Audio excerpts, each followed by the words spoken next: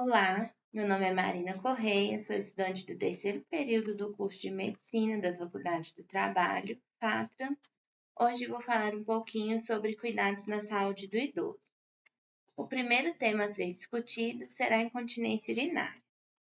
A incontinência urinária ela é a perda involuntária de urina pela uretra.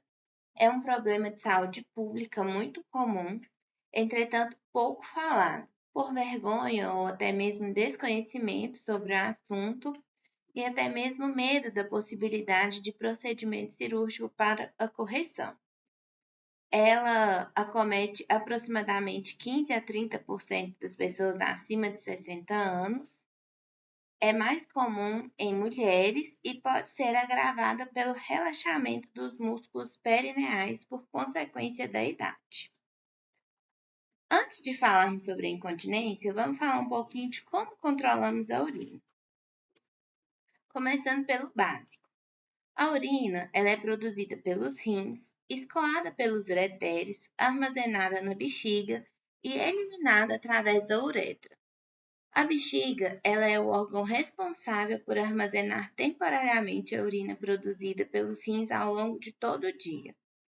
Quando o volume de urina ele se aproxima de mais ou menos 200 a 300 ml, o estiramento da parede da bexiga envia sinais até o cérebro, causando a sensação de que precisamos urinar.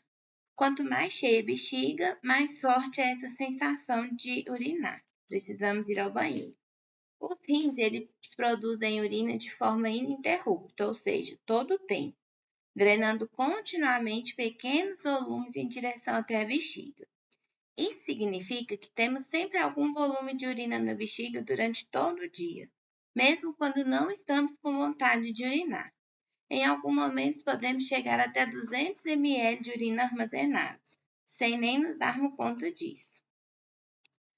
Mas se estamos com a bexiga sempre com um pouco de xixi, como que impedimos que essa urina armazenada saia da bexiga, já que não passamos o dia fazendo força para não urinar?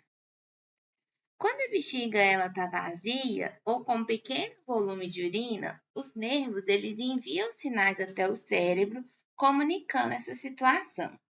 Nesse momento, a musculatura da bexiga ela encontra-se relaxada, que é o músculo detrusor, facilitando o armazenamento da urina proveniente dos rins. Quando a bexiga ela fica cheia, a sua dilatação ela envia estímulos até o cérebro para urinar. Neste momento, o processo de fechamento da uretra começa a tornar cada vez menos involuntário e passa a depender de um esforço ativo dos esfíncteres e da musculatura pélvica. Quando urinamos, o detrusor ele se contrai, espremendo a bexiga e expulsando o volume de urina do seu interior. Concomitantemente, o esfíncter urinário e os músculos da pelve eles relaxam, abrindo a uretra e permitindo o escoamento da urina. Falando um pouquinho das causas, a eliminação da urina é controlada pelo sistema nervoso autônomo e vários mecanismos podem levar à incontinência urinária, como a fraqueza do esfíncter urinário ou dos músculos pélvicos, né, que é a chamada a incompetência da saída da bexiga, e fraqueza desses músculos também pode ser devido ao parto. Quando temos alguma coisa ali bloqueando o trajeto da saída da urina, que é a obstrução da saída da bexiga, espasmos ou superatividade dos músculos da parede da bexiga, também chamadas de bexiga hiperativa, fraqueza ou hipoatividade dos músculos da parede da bexiga, coordenação ruim dos músculos da parede da bexiga, como esfíncter urinário, aumento no volume de urina, problemas funcionais como infecções no trato urinário, são algumas causas de incontinência urinária. Temos alguns tipos de incontinência urinária também. Vamos falar sobre eles. Temos a incontinência urinária por esforço, que é a perda involuntária de urina durante as manobras de esforço, como rir, tossir, fazer algum esforço físico, levantar peso. Ela é causada pela hipermobilidade uretral e pela deficiência esfincteriana intrínseca.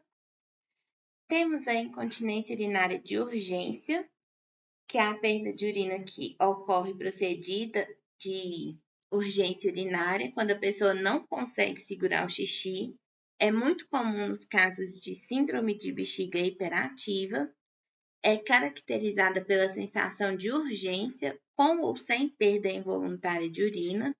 Geralmente, observa-se nessa síndrome a noctúria, que é o aumento da frequência urinária no período da noite. Temos a incontinência urinária mista, que é caracterizada pela incontinência urinária de urgência e pela incontinência urinária de esforço. Temos a incontinência urinária por hiperfluxo, que é o esvaziamento incompleto, que geralmente pode se dar pela obstrução intravesical ou pela hipoatividade do músculo detrusor. Temos a incontinência urinária funcional, que é quando não há alteração no aparelho urinário, entretanto há uma dificuldade motora de chegar ao banheiro. Ocorre naquelas pessoas mais idosas, cadeirantes ou com dificuldade de mobilização, ou até mesmo nos idosos que têm algum problema neurológico. E temos a enurese noturna, que é a incontinência urinária que ocorre somente durante o sono. Vamos falar um pouquinho dos sintomas da incontinência urinária em idosos. Temos vários sintomas, vamos focar aqui nos principais, que é o vazamento em pequenas quantidades durante o dia e a perda da urina à noite, quando a pessoa está dormindo, o aumento da vontade de urinar, incluindo desejos muito fortes e incontroláveis, a necessidade de fazer esforço para conseguir urinar, acompanhado de uma contínua sensação de bexiga cheia, que é quando a pessoa ela vai no banheiro, ela faz o xixi, mas ela continua com aquela vontade de ir ao banheiro. Vamos falar um pouquinho sobre os fatores de risco.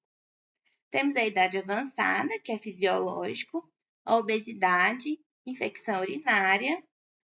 Temos as doenças neurológicas, como Parkinson, esclerose, doenças de Alzheimer e as obstruções do trato urinário. Como que a gente faz o diagnóstico? Realizamos um exame de urina, para que a hipótese de uma infecção de urina ela seja descartada, e depois solicitamos um estudo urodinâmico, que avalia a capacidade da bexiga de armazenar e eliminar a urina. Como tratamos? A incontinência urinária ela é tratada pela mudança de hábitos, pelo treinamento do assoalho pélvico, o treinamento vesical e temos o tratamento medicamentoso, a fisioterapia pélvica, com o fortalecimento da musculatura do assoalho pélvico, e temos também o tratamento cirúrgico, que após todo esse tratamento, se não deu certo, partimos para a cirurgia. A incontinência urinária, ela pode ser prevenida com a realização de exercícios de fortalecimento do assoalho pélvico, a diminuição ou o cessamento do consumo de bebidas alcoólicas e a manutenção de peso. Falando um pouquinho do impacto social, os sintomas eles afetam o trabalho e a autoestima, uma vez que essa doença ela impõe restrições de convivência ao limitar as atividades por conta da incapacidade de conter a urina. Porém, como a maioria desses problemas não é incapacitante, muitas pessoas e muitos idosos eles não procuram um médico e acreditam ser uma consequência natural da idade. Mas devemos sempre estar atentos aos sinais e sintomas para não deixarmos a doença agravar e procurarmos o tratamento logo no início. Me coloco à disposição para demais esclarecimentos. Muito obrigada pela atenção.